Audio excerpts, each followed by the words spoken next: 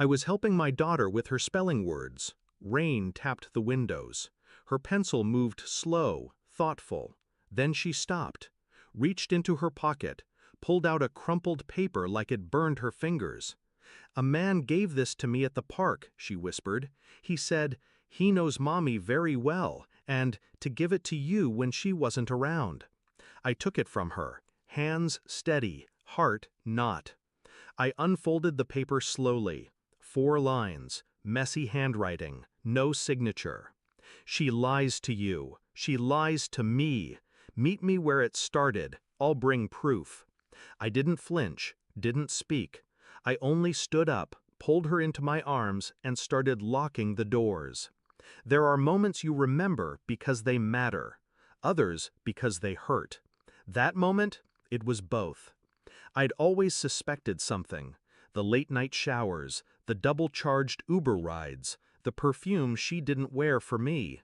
But I buried it, because love is loud and doubt whispers. Until it doesn't. I thought about that man at the park. What kind of person gives a child a note meant to detonate a marriage? Someone with a grudge, or someone with nothing left to lose. I told my wife about the stranger. She didn't blink, didn't ask to see the note, just smiled. Too wide. "Creeps everywhere these days," she said. And just like that, she buried it. But I didn't. Not this time. That night, I checked her phone. She was asleep. Password changed. I smiled to myself. She never changed it before. I used her fingerprint. There were no texts, no emails. Clean. Too clean. I opened the deleted folder, found a thread with a contact labeled Work, East. Only one message left. "It's getting harder to lie. She's asking questions." She, not he, not me, someone else. I downloaded everything: call logs, location data, backups, passwords, cloud drives. I mapped her for a month. Same number, same hotel, every Wednesday. Meanwhile, she smiled at our daughter's piano recital and kissed me like she meant it. The man from the park knew. He'd seen the show from the outside. Now I was watching from within. The park bench was wet. He was already sitting when I arrived. Hood up, head down. I didn't ask questions, just sat. He handed me a flash drive. 2 years, he muttered. She told me you were divorced. She told me he was no one, a client, barely remembered. The drive held photos, hotel rooms, dates, texts. One stood out. "You're the only real thing in my life. Everything else is pretend." Pretend.